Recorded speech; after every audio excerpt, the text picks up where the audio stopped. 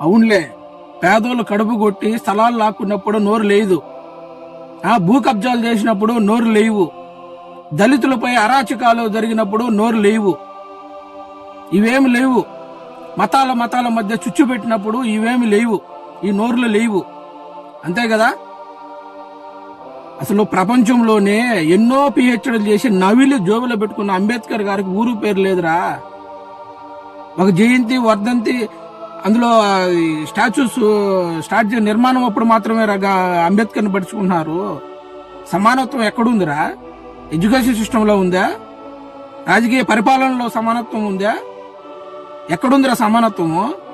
చిన్న మీ సేవ, ప్రజలకు సేవ చేసేదానికి మీ సేవ పెట్టాలంటే రాజకీయాలు. ఏం మాట్లాడుతున్నావురా ఏదో నా కొడక?